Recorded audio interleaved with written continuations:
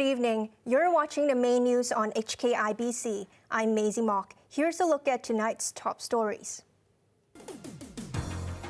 People rush for shelter as the first amber rainstorm of the year brings heavy rain. Armed robbers escape with luxury watches worth $10 million after holding up a shop in Tsim Sha Tsui. And the colourful Songkran festival is set to return to Kowloon City with a splash after 3 years. Umbrellas were in big demand as the first amber rainstorm signal of the year was issued. Floods forced the temporary suspension of services at the emergency unit of Kowloon Hospital, while there were reports of hail in Saiwan Ho. Janice Low has the details. This was the scene in Central around lunchtime as people braved the downpour and strong winds to get home. It was the same in To Kwa Wan and other parts of the city after the first amber rainstorm of the year was issued at 12:20 p.m. The observatory also warned that there might be a hailstorm, and there were reports of hail in Saiwan Ho. Around 52 millimeters of rain fell in 1 hour in the early afternoon in Kowloon. This triggered floods, which affected part of the accident and emergency unit in Kowloon Hospital. Those waiting for treatment were taken by ambulance to Pok Oi, Tin Shoi Wai, and Yan Chai hospitals. After workers cleared blocked drains, normal services resumed at 4 p.m. Part of Ching Chang Road in Lai Chi Kok was also flooded. Central and Western District, Chuen Wan, and Yuen Long all received 40 millimeters of rain in 1 hour before the amber rainstorm signal was cancelled at 3:20 p.m. Before the weather turned bad, hundreds of people, mostly children, celebrated the observatory's 140th anniversary at its headquarters in Tsim Sha Tsui. The open day featured games which helped visitors learn more about warning signals and different weather phenomena. This man said he hoped his son will better understand how the observatory operates. 最有興趣就應該係頭先出邊我哋平時見唔到嗰啲測量儀器啦。I found the meteorological instruments most interesting, as they let us know how much rain can fall, he said. This boy was glad he turned up. 好開心啦！ In the past, he was only keen on typhoons, but now his interest has widened to take in all weather aspects. Janice Low, HKIBC. Police are searching for 4 men who grabbed luxury watches worth $10 million from a shop in Tsim Sha Tsui. Security footage shows that the robbers wore reflective vests and 2 also had helmets as they went to the second floor of a mall on Nathan Road. Police were told that the men were armed with knives when they rushed into the shop at around 3 p.m. and threatened staff. They took 5 minutes to grab the watches and escape. A getaway car near Chongqing Mansions was waiting for them, and it's believed that they fled to the new territories.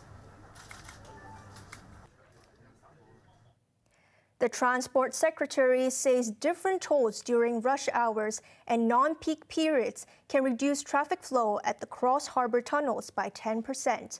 Lam Sai-hong also defended the move to raise tolls for minibuses using the cross-harbor tunnel. Later this year, motorists and motorcyclists will have to pay more to use the 3 cross tunnels during rush hours, but they'll pay less outside peak times. The measure is aimed at reducing congestion at the Western Harbor Crossing, the Cross Harbor Tunnel, and the Eastern Harbor Crossing. Speaking on an RTHK show, Transport Chief Lam Sai-hong dismissed suggestions that the time-varying toll plan will cause congestion at the 3 tunnels around the same time.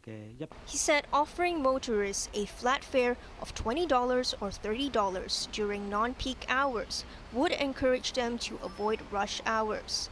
Lam expects the new plan will reduce traffic flow through the tunnels by 10%. Under the time-varying plan, minibuses using the Cross Harbor Tunnel will see their toll jump fivefold to $50. The toll for the eastern crossing will also rise to $50.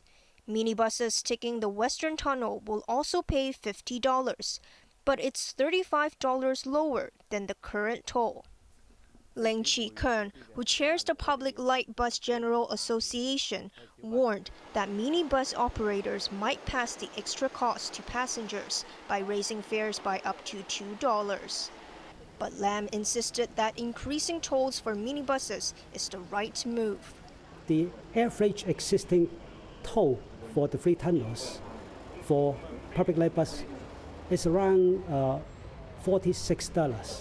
We consider that the toll level for the commercial vehicles, including the public light bus, at a rate of $50 is appropriate.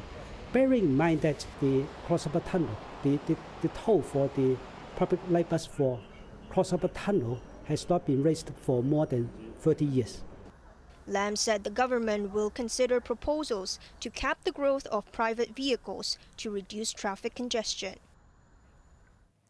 The number of mainland arrivals since the border reopened fully a month ago has risen to nearly half of the pre-COVID level. But the local tourism sector has not returned to normal because of a manpower shortage. Janice Low reports. Since the city fully reopened its border checkpoints last month, the number of mainland visitors has risen to 45% of pre-COVID levels. Their return has been welcomed by businesses, but some neighborhoods accused them of causing a nuisance. One of their favorite places is To Kwa Wan because it is easily reached by ferry, where some restaurants target mainland visitors rather than locals. Residents of the neighborhood also complained that coaches from the mainland take up the limited parking spaces. Taking to the airwaves this morning, the head of the tourism board admitted that some mainland visitors have had an unpleasant experience, such as having to eat on the streets or being forced to shop. But Dane Chang clarified that only a small number is involved, and the authorities are taking follow-up action. Arrivals from Southeast Asia rose to at least 60% of pre-pandemic period. Chang expects visitor arrivals from the mainland to reach half of pre-COVID numbers during the Labor Day Golden Week in May. Even though tourist numbers have picked up, the board is holding exhibitions to lure tourists with greater spending power. When we reopen, we are slightly behind the other cities. So some of these exhibitions and conventions have moved to other countries or other cities. And so the government very kindly have given us some more budgets in the next coming 2 years in order to compete with other destinations to bring these conventions and exhibitions back to Hong Kong. As for local tourism, Chang said it has not fully resumed. The city has only 1/3 of the tour guides and coach drivers that are needed. But the tourism chief believes that other cities, which reopened earlier than Hong Kong, also faced similar problems. Janice Low, HKIBC. Customs officers have foiled a bid to smuggle goods worth $38 million out of the city. The items included bird's nest, dried fish maw, and electronic goods packed in 26 boxes. Officers acting on a tip-off found 7 men unloading goods from a van and putting them on a speedboat at Ma Wan Chong Pier on Lantau in the early hours of yesterday. The suspects jumped onto the speedboat and fled toward mainland waters, despite an effort by 2 high-speed pursuit craft to stop them. Police are investigating 4 arson cases in Tsuen Wan early this morning. 2 other cases occurred later in other parts of the city. Joanna Ho reports. A public toilet for the disabled on Hung Che Street was one of the 4 locations in Tsuen Wan hit by arson. A back alley on Tsuen Wan Market Street was also targeted, along with a dump truck on Wai Chun Road. A pile of miscellaneous items was found burning on Chun Long Street. Firefighters extinguished the flames, but most of the objects were already destroyed and blackened by smoke. All the fires occurred between 3 a.m. and 4 a.m. They were classified as arson by police. Officers are trying to see whether the cases were linked. Investigations are also underway in 2 other arson cases in Taiwan and Sheko that happened later in the day. Joanna Ho, HKIBC. Overseas, critics have expressed disappointment with the first global water conference because hundreds of pledges were made, but almost all were non-binding. Water needs to be at the center of the global political agenda. All of humanity's hopes for the future depend in some way on charting a new science-based course to bring the water action agenda to life. They depend on realizing the game-changing, inclusive and action-oriented commitments made by member states and others at this conference. Guterres said a special envoy on water will be appointed to take follow-up action. During the 3-day conference, delegates heard that some places have too much water and others too little. In many cases, the water is often dirty and polluted, triggering other problems such as diseases. Shortages have also led to conflicts amid fears wars could erupt if the problem is not resolved. The Thai festival of Songkran returns to Kowloon City next month after being suspended for 3 years because of COVID. The water splashing events will kick off Happy Hong Kong campaign in the district. Joanna Ho reports. After 3 years of COVID, the Thai community in Hong Kong can again share the joy of Songkran with locals. The festival in Kowloon City will be celebrated on April 9th to mark the Thai New Year. Aside from song and dance performances, there will be a Muay Thai match and a Thai beauty contest in Carpenter Road Park. Booths will be set for visitors to sample Thai food and Thai massage. The signature water splashing festivities will be held on South Wall Road. Water guns will be offered to revelers to take part in water fights.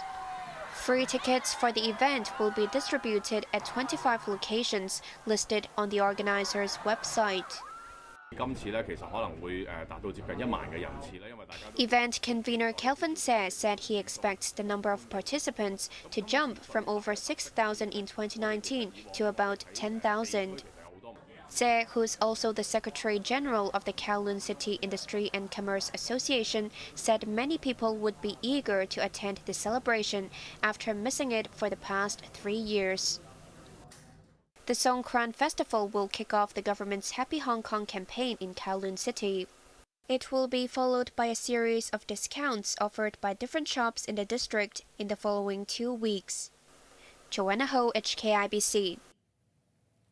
On to the weather now. Tomorrow will be cloudy with showers and squally thunderstorms. Temperatures will range between 18 and 22 degrees. Expect more of the same in the following days. Now let's take a look at the weather around the world.